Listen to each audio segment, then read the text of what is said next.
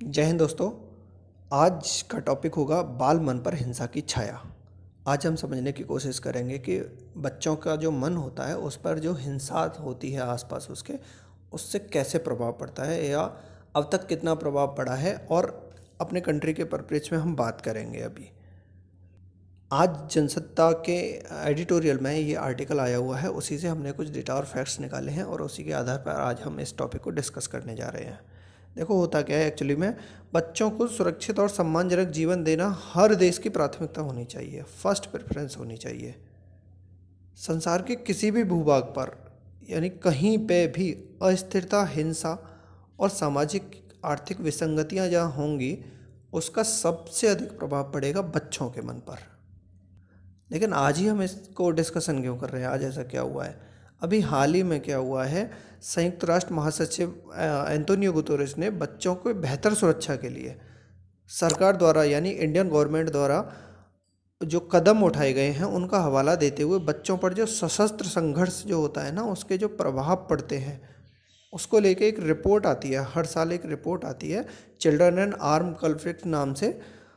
उससे भारत का नाम हटा दिया है।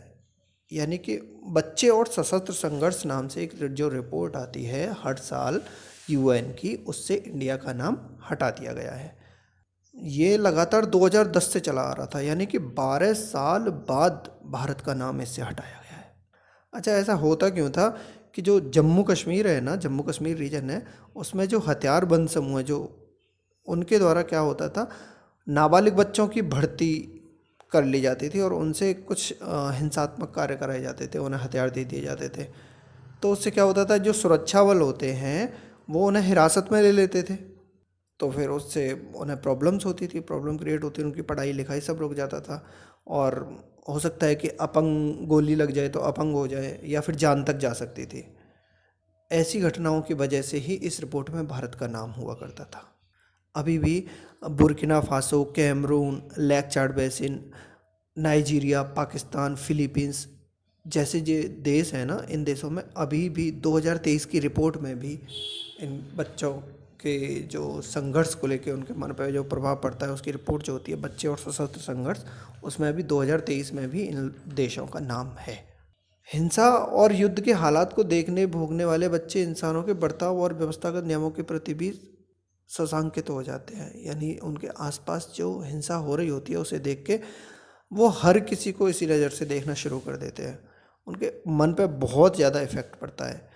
स्कूल छूट जाते हैं, बचपन की मूलभूत आवश्यकताओं से भी वंचित रह जाते हैं, जो नॉर्मल जो थिंग्स होती हैं उनसे भी। कहीं खुद ही हिंसा का शिकार हो जाते हैं। और जो उनके आसपास हिंसा का जो वातावरण बना है उससे हर समय डरे सहमे रहते हैं। डर उनके अंदर बैठ जाता है, डर उनके मन में छा जाता है। और जो युद्धग्रस्त क्षेत्र होते हैं जहाँ पे युद्ध होते रहते हैं, वहाँ पे बच्चे यौन हिंसा, अपहरण, इस तरह की जो कृत्य होते हैं उनके भी शिकार हो जाते हैं।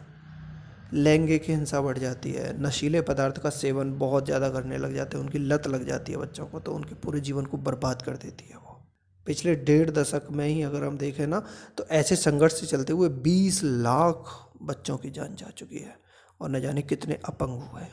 अब ऐसे में संयुक्त राष्ट्र द्वारा वर्षों से संघर्षपूर्ण स्थितियों के शिकार रहे भारत के एक हिस्से को यानी जम्मू कश्मीर को इन हालातों से मुक्त मानना एक बड़ी उपलब्धि है हमारे देश के लिए। हमारे देश के बदले हुए हालात ऐसी तकलीफदेह परिस्थितियों से जूझते अन्य देशों के लिए एक एग्जाम्पल भी सेट कर रहा है। तो ये हमारे कंट्री ने जो करके दिखाया है जम्मू कश्मीर में, उससे हमारे देश को इस जो रिपोर्ट आती है इससे बाहर कर दिया है। लेकिन हालात सोचने वाले हैं कि कुछ कंट्रीज़ में आज के टाइम पे भी इस तरह की चीज़ें हो रही हैं, जो कि आपको पता ही है कि बच्चे तो भविष्य ही होते हैं किसी भी कंट्री का। उनके मन पे इस तरह का प्रभाव पड़ेगा तो आप अपने देश के भविष्य को किस तरह का बना रहे हो।